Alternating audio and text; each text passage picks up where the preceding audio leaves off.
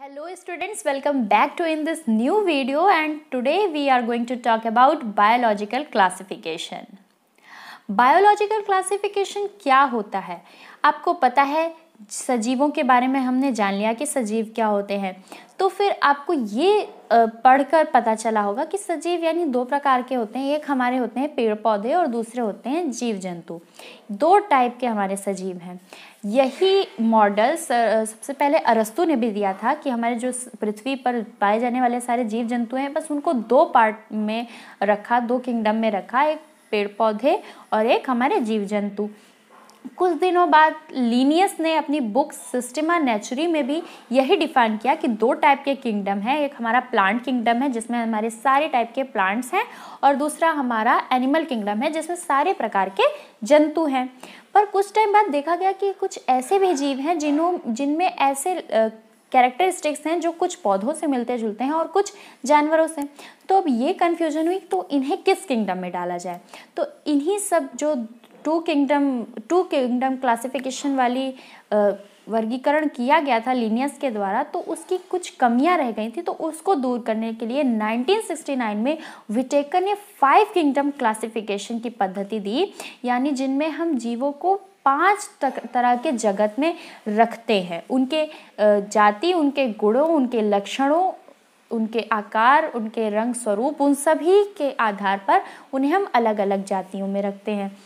उसके लिए उन्होंने 5 किंगडम क्लासिफिकेशन दिया, जिनमें उनका पहला किंगडम था किंगडम मोनेरा, सेकंड था उनका किंगडम प्रोटिस्टा, थर्ड था उनका किंगडम फंजाई, फोर्थ था किंगडम प्लांटी या प्लांट्स का किंगडम जो है वो, और फिफ्थ था किंगडम एनिमेलिया यानी एनिमल्स का किंगडम। तो इस तरह से उन्होंने 5 किंगडम क्लासिफिकेशन दिया। सारे जितने लिविंग ऑर्गेनिजम्स हैं उनको उनके अनुसार उनके सही किंगडम में जो 5 किंगडम क्लासिफिकेशन दिया गया वो किस आधार पर दिया गया या कौन से लक्षण देखकर उन्हें अलग अलग किंगडम में जीवों को रखा गया, अब हम ये देख लेते हैं। तो पहला लक्षण था कोशिका का प्रकार, यानी किस प्रकार की कोशिका के जीव हैं या कितने प्रकार की कोशिका के जीव हैं, तो उनको पहले अलग हम करेंगे। तो कोशिका जो आपकी सेल है, ठीक है, वो सेल भी 2 प्रकार की होती है। कौन कौन सी होती है? एक होती है आपकी प्रोकैरियोटिक और दूसरी होती है आपकी यूकैरियोटिक। तो 2 प्रकार की आपकी सेल पाई जाती है और उसके बेस पर जो है जीवों को भी अलग अलग किया गया। प्रोकैरियोटिक्स ऐसी कोशिका जिनमें उनका जो नियंत्रण करने वाला न्यूक्लियस होता है ना, वो ट्रू डिफाइंड न्यूक्लियस ही नहीं होता उनमें। प्रोकैरियोटिक जिसमें ट्रू न्यूक्लियस ही नहीं होता, तो ऐसी सेल्स या ऐसे जीव हमारे प्रोकैरियोट्स के अंदर आते हैं। और बाकी सारे जीव जिनमें एक न्यूक्लियस होता है जो सारे कमांड करता है, पूरा नियंत्रण रखता है कोशिका में सारी क्रियाओं का, वो सारे जीव कहलाते हैं यूकैरियोटिक, ठीक है, या यूकैरियोट्स। तो पहले इस तरह से हम अलग किए जीवों को कि उनकी सेल किस तरह की है। फिर दूसरा आपका आता है कि कोशिका भित्ति यानी सेल वॉल। क्या सेल है, अगर उसके ऊपर कोई लेयर है जो उनकी रक्षा के लिए है, सेल वॉल है या फिर नहीं है, तो ऐसे, या फिर किस मटेरियल की बनी है, तो इस बेस पर हमने जीवों को अलग किया। फिर थर्ड आपका आता है न्यूक्लियस मेम्ब्रेन, यानी न्यूक्लियस मेम्ब्रेन के अकॉर्डिंग भी हमने डिफर किया कि कुछ कोशिकाएं अलग हैं और कुछ कोशिकाएं अलग हैं जिनमें न्यूक्लियस मेम्ब्रेन पाया जा रहा है या फिर जिनमें नहीं पाया जा रहा है, उस बेस पे अलग किया। फिर फोर्थ है आपका कोशिकांग यानी सेल ऑर्गेनल्स। सेल ऑर्गेनल्स के ऊपर भी बेस्ड है हमारा जो है 5 किंगडम क्लासिफिकेशन, यानी कुछ सेल्स ऐसी हैं जिसमें न्यूक्लियस नहीं है, तो ऑब्वियसली जब न्यूक्लियस नहीं है तो कई सारे ऑर्गेनल्स होते हैं, सेल ऑर्गेनल्स, जैसे कि endoplasmic reticulum, Golgi body, mitochondria, ये सब भी उसमें नहीं पाए जा रहे हैं। तो फिर हमने उन सेल्स को अलग रखा और ऐसी सेल्स या ऐसे ऑर्गेनिजम्स को अलग रखा जिनमें ये सब पाया जा रहा है। फिर फिफ्थ आपका आ गया सेल्यूलर ऑर्गेनाइजेशन। उनका सेल का जो संगठन है वो किस टाइप का है, वो जीव एक सेल का बना हुआ है या उसमें कई सेल्स जुड़े हुए हैं, उनमें टिश्यू फॉर्मेशन के रूप में बॉडी है, उनकी ऑर्गन पाए जा रहे हैं, ऑर्गन सिस्टम पाया जा रहा है, इस बेस पे भी हमने क्लासिफाइड किया उनको। फिर लोकोमोशन, ऐसे जीव जो लोकोमोशन किस अंग से करते हैं कि नहीं करते हैं, इस बेस पर उनको अलग अलग किया।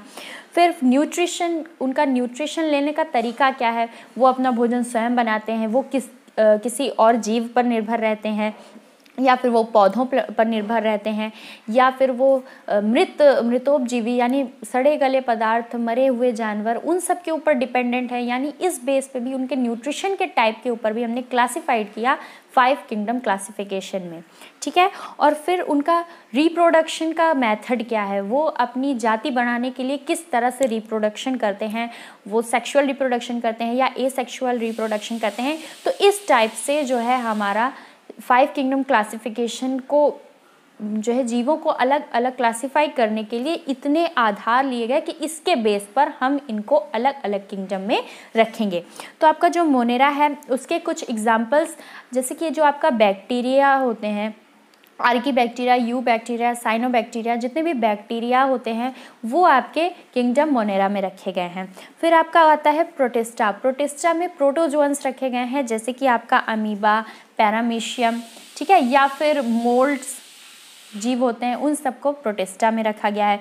फिर किंगडम प्लांटी, किंगडम प्लांटी में आपके जितने भी टाइप के पौधे हैं, एल्गी से लेकर, एल्गी यानी जो काई होती है, शैवाल, वहाँ से लेकर बड़े बड़े वेल डेवलप्ड ट्रीज तक के सारे पौधे जो हैं वो आपके किंगडम प्लांटी में रखे गए हैं। उसमें ब्रायोफाइटा, टेरिडोफाइटा, जिम्नोस्पर्म, एंजियोस्पर्म, इस टाइप से उनको भी बांटा गया है, ठीक है। फिर आपका किंगडम फंजाई जो है उसमें सभी प्रकार के जितने फंगस होते हैं, कवक, जिन्हें राइजोफस, ये सब जो कवक है ना, फंजाई, उन सब का एक अलग किंगडम बना दिया गया।